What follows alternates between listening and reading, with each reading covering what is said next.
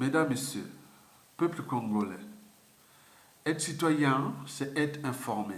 Et pourquoi? Parce que l'ignorance est la pire des souffrances. Le savoir et la connaissance libèrent. Pour info, pourquoi Sassou Nguesso, à ses 80 ans, a plus en plus du mal à se chausser et à marcher? Pour expliquer ça, c'est pas sorcier. Mais vous le savez, en Afrique, toute explication d'une situation, d'un phénomène ou d'un problème fait toujours appel à l'irrationnel. Donc, la situation des pieds de Denis Sassou Nguesso qui ne cesse de gonfler est à la fois irrationnelle, c'est-à-dire mystique, en tenant compte de la sorcellerie, de la loi du karma, etc., du monde parallèle, du surnaturel, et de l'autre côté, du point de vue scientifique, c'est-à-dire biologique et médical. Mesdames, Messieurs, peuple congolais, question, pourquoi Sassou Nguesso, à ses 80 ans, a plus en plus du mal à s'essoucer et à marcher? Du côté irrationnel, c'est-à-dire mystique, Denis Sassou Nguesso a trop fait du mal aux uns et aux autres dans ce pays. Ce sont les esprits-là qui sont en train de l'attaquer par les pieds. D'où le gonflement de ses pieds constaté ces derniers temps. Si vous regardez Sassou Nguesso assis en photo, vous verrez que ses pieds sont gonflés à mort. Ses pieds sont gonflés, graves. Et donc, cela veut dire que Denis Sassou Nguesso est attaqué. Il est atteint par des forces plus fortes que ses fétiches, qui sont quelque part pourris aussi. Sassou est de plus en plus exposé. Et vous avez vu le chèque de Luango entre le 9 et le 11 septembre dernier. Échec total de sa sorcellerie, de ses fétichistes, échec total. Il a voulu aussi faire sur le corps du défunt professeur Pascal Lissouba. Échec total. Déjà 203. Donc quand tu vas essayer, d'autres vont échouer. Et donc ces forces-là, ces esprits-là, sont en train de l'attaquer. Vous savez, chez nous en Afrique, et notamment chez nous les Bantous, on croit aux esprits. Parce que quand on meurt, on passe à une étape qu'on appelle le purgatoire. Le purgatoire. C'est là où on passe le dernier jugement. Et ton corps, une fois parti, il y a le côté biodégradable, le corps, et il reste l'âme et l'esprit. Et le corps se transforme en esprit. L'esprit peut être une pierre, ça peut être sur un animal, ça peut être sur un phénomène physique, que ce soit une foudre ou une rivière crue qui vous êtes inondé, ou éboulement, donc tout est là. Donc la nature est devant nous. Donc nous sommes enfants des esprits. Il y a eu même des gens qui ont été sauvés par des phénomènes naturels. Une grosse pierre qui vient comme ça, bon ben, il passe de peu, et il n'a pas été atteint. Ou l'éboulement, l'érosion, et ils sont en vie. Parce que ce sont le Saint-Esprit qui vous protège, mais il y a les mauvais esprits. Donc Sassou Nguesso est attaqué par les mauvais esprits, parce qu'il a fait trop du mal aux uns et aux autres. Donc ces esprits-là sont en train de dévorer ses pieds, donc ils sont en train de gonfler. Et donc là, donc Sassou a des soucis. Donc il se bat contre ces esprits-là, qui sont en train de l'attaquer. Beaucoup sont rentrés dans le corps. Pourquoi il y a des gens, c'est pas que les cancers, il y a des gens pour rien du tout, ça gonfle là, ou pas, le pied ou les tumeurs et tout comme ça, ce sont aussi ces forces-là qui agissent, qui dévorent votre corps. Donc pour Sassou Nguesso, en ce moment, Sassou Nguesso, il sait bien que, oui, ça fait mal aux pieds. Dès qu'il met les chaussures, il faut aller faire ses représentations. Mais ça fait mal. Il faut changer les chaussures. Mais comment? Donc ça gonfle, ça gonfle, ça gonfle. Donc vous avez tout compris, mesdames, messieurs. Donc Sassou Nguesso est de plus en plus exposé et ces forces-là, hein, les forces de l'esprit, hein, du bien, sont en train de le dévorer pour qu'il dégage. Vous avez tout compris. Mais ce n'est pas tout. Il faut se dire que, toujours au point de vue mystique, on nous signale que les pieds du dictateur Denis Sassou Nguesso sont en train de gonfler. C'est aussi dû à la dette publique qui va laisser abusivement dans ce pays. Cette dette privée transformée en dette publique qui ne cesse de gonfler. Cette dette-là ne cesse de gonfler. Résultat des courses, ce sont ces pieds qui gonflent comme cette dette-là aussi. Nous, on ne sait pas exactement le capital de cette dette-là, qui est déjà, il est public, parce qu'on a transformé une dette privée en une dette publique. Cette dette-là est injuste, illégale et illégitime. Et puis encore, on ne connaît pas le capital déjà versé, ni encaissé. Donc on ne connaît pas le montant de cette dette-là. Ce n'est pas l'État congolais, ce n'est pas Sassou. Donc de cette dette qui ne cesse de gonfler, et qu'on ne connaît même pas les taux d'intérêt. Et donc il y a un problème. Ces pieds sont en train de gonfler là comme cette dette-là. Est-ce qu'il n'y a pas d'autre choix que de continuer à nous endetter? Et heureusement pour les FMI, il a dit non, non, non. On ne peut plus donner l'argent à ce monsieur-là. Heureusement.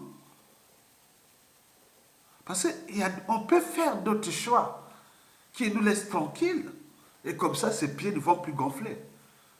S'ils nous laissent tranquilles, les pieds ne vont pas gonfler, puisque la dette, on va dire stop. Nous, on va négocier avec les FMI. Et c'est tous ceux qui ont fait cette dette-là, on va trouver des solutions. Hein? Tout problème mérite une solution. On va négocier, il y aura des arbitrages, des positionnements, des synergies, et des complémentarités, et des dialogues, des compromissions, plein de tout autour de ce qui, la dette-là, était inutile. Il va laisser une dette aux générations actuelles et futures. Donc, s'il ne veut pas que ses pieds continuent à gonfler, il faut qu'il dégage. S'il veut sauver sa vie. Parce que là, il a foutu tout un pays dans la merde. Le peuple qu'il a brisé des millions de vies, plus un pays ruiné et détruit. Et en plus, on est avec cette dette-là qui essaie de gonfler. Et donc, cette dette-là, hein, voilà, qu'ils ont voulu même faire avec le club d'Escodoyo, qui s'appelle le club de Brazzaville, qui sont en train de faire leur truc là-bas. Mais ces gens-là, attendez, quel investisseur viendra investir dans ce pays de Sassou Nguesso? Des gens qui me parlent de Bouya et de tout ce monde-là. Allez manger la moindre. Attendez, c'est pas... Soyez sérieux. Mesdames, messieurs, peuple congolais. La deuxième raison est rationnelle. Le côté rationnel, c'est-à-dire on va au terme du doute, de la science, de la vérification et tout compagnie. Et donc, dans ce côté rationnel, donc nous sommes au cœur de la science. Les sciences biologiques et médicales. Donc, le dictateur Denis Sassou Nguesso, à ses 80 ans, a plus en plus du mal à se chausser et à marcher. En cause, ses pieds qui ne cessent de se gonfler. Et qu'est-ce qui provoque le gonflement des pieds? C'est une mauvaise circulation sanguine. Une mauvaise circulation sanguine est à l'origine du gonflement des pieds de Denis Sassou Nguesso. Le sang de Sassou Nguesso tend à stagner dans ses veines des membres inférieurs qui se dilatent et deviennent poreuses. De ce fait, une partie de l'eau qui y circule dans le corps des Sassou Nguesso s'échappe du sang vers les cellules musculaires. L'une des causes les plus courantes de la rétention d'eau est l'excès de sel dans votre alimentation, c'est-à-dire dans l'alimentation des Sassou Nguesso. Le sodium se lie à l'eau et la grande partie, c'est-à-dire le sodium se lie à l'eau et la garde emprisonnée dans le corps. Et quel remède naturel contre la rétention d'eau? Il vous faut une hygiène de vie, des puissants diurétiques et des exercices physiques. Je répète pour qu'il y ait moins de pieds gonflés, il vous faut une hygiène de vie, des puissants diurétiques et des exercices physiques. Mais dans le cas de Sassou Nguesso, l'hygiène de vie, il faut que lui d'ailleurs, comme on déjà a dit, non, je ne veux pas continuer à tuer les gens comme ça. Je ne veux pas continuer à détruire ce pays. Parce que les forces des esprits, comme j'ai dit, dans le côté irrationnel, sont en train d'attaquer. Dès qu'il dit non, mais je laisse tomber, je laisse ce pays-là aux gens qui aiment ce pays-là, et on passe par une transition politique consensuelle, pacifique sans moi, sans mon système. On repart là, il n'y a pas de chasse à l'homme, ni de mort d'homme. On va seulement rendre justice, là il y a eu injustice. Et dans ce cahier de charges, nous allons réparer l'âme des Congolais, puisqu'aucun parti politique, aucun officier politique ne pourra réparer l'âme des Congolais sans qu'il y ait la commission vérité et réconciliation, comme cela s'est passé en Afrique du Sud ou ailleurs, historiquement. Le devoir de mémoire. Parce que chez nous, il y a eu trop d'intolérance politique. Donc il y a trop de haine, des rancunes, des règlements de comptes en dormance, des contentieux historiques non traités, des méfiances et des défiances entre nous. Mais ça, dans ce climat, vous n'allez pas mettre un parti politique ou une officine ou un camp qui va être contre les autres et dire non, mais nous avons gagné autre. Ce n'est pas possible. Il faut réunir tout le monde dans le bogie, ensemble. On veut ce pays-là ensemble, oui, d'accord. Tous ceux qui veulent ce pays-là, on va travailler ça comme ça. Et repenser tout ce qui s'est passé. Ça, c'est la commission vérité et réconciliation. Ça, c'est la priorité. La deuxième, il faut renflouer les caisses de l'État. Et donc, nous allons repenser tout ce qui s'est passé, les biens mal acquis, les contrats et autres, donc, leçon de consensus, de l'arbitrage, du positionnement, des synergies, des enjeux des grandes puissances et tout compagnie. Donc, nous allons faire comme disait Charles Darwin, ce sont pas les êtres les plus fortes, ni les plus intelligents qui survivent, mais ceux qui s'adaptent au changement. Parce que l'histoire là n'est pas encore écrite. Donc nous, on va s'adapter sur tout ce qui s'est passé. Les contrats, les accords, tout ça. On va négocier ça dans la stratégie. Et donc, pas de côté rigide. Non, on sera flexible pour comprendre ce qui s'est passé et on avance. Et de ces exemples-là, on va nous prendre comme exemple. L'enjeu de renflouer les caisses de l'État, c'est-à-dire de retirer les bazars de Sassou Nguesso là, pour remettre le paquet sur l'éducation, sur la santé, sur le cadre de vie, sur le bien-être, on va remettre ça. Donc ça, c'est possible. Et c'est un jeu d'enfant avec des gens qui ont la même bonne volonté et l'esprit. Il y en a beaucoup. Il y a des bons gestionnaires dans ce pays. Mesdames et messieurs, la troisième priorité, ce sont les institutions nouvelles. Nous voulons diluer les titres de président de la République, les élections au suffrage universel direct, là, c'est fini ça. Et votre va se passer que hold up, on se chamaille. Non, non, les gens pensent qu'aux élections. Nous avons dit non. On va diluer le poste de président de la République et de premier ministre vont être élus au suffrage universel indirect. Le vrai pouvoir sera au cœur de nos tribus, de nos zones tribales, comme ce fut l'OTAN. Donc c'est des mini-États tribaux. Au Congo va être les mini-États tribaux, avec leur semi-autonomie. Ils veulent aller chercher des partenaires économiques par-ci, par-là, et repenser leurs régions et autres sans qu'il y ait intervention. Mais c'est dans le cadre de cette complexité nationale. Et donc, on va repenser ça ensemble pendant 5 ans de transition qu'est-ce que vous cherchez? Après, bon, ben, il faudra repenser la France-Afrique, parce que c'est elle qui nous emmerde quand même. Hein. Comme disait Aimé Césaire, que le malheur de l'Afrique, c'est d'avoir rencontré la France. J'ai reformulé sa pensée. Il dit, le malheur à venir de la France, c'est d'avoir entretenu la France-Afrique. Et il est déjà là au bord du gouffre. Donc, comment la repenser de la France-Afrique d'éducateurs à la France-Afrique des peuples? Pourquoi on en parle de la France-Afrique? Parce que nous avons déjà une histoire qui est déjà longue, culturelle. Hein? Sur ce qui s'est passé, ça ne se casse pas comme ça.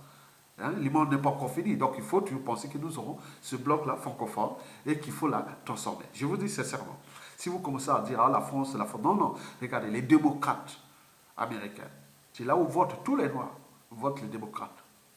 Vous savez qu'avant la Première Guerre mondiale, avant la Deuxième Guerre mondiale, les démocrates étaient les plus racistes d'Amérique, ce qui empêchait qu'il y ait l'abolition comment on appelle, pour les ségrégations raciales. C'est-à-dire, depuis la création des États-Unis jusqu'à la Deuxième Guerre mondiale, parti démocrate américain, c'était les partis des fachos, des gens qui n'aimaient pas l'abolition des l'esclavage dans le sud des États-Unis et autres. Mais c'était donc les républicains qui étaient vraiment vous savez. Maintenant, aujourd'hui, depuis la fin de la Deuxième Guerre mondiale, avec l'arrivée des Roosevelt qui a eu le processus, puis arrivé Truman, et puis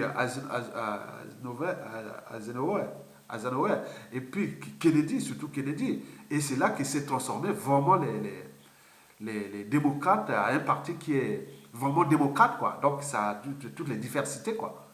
Donc maintenant, aujourd'hui, les gens pensent ça comme ça, mais historiquement, c'était les républicains qui ont libéré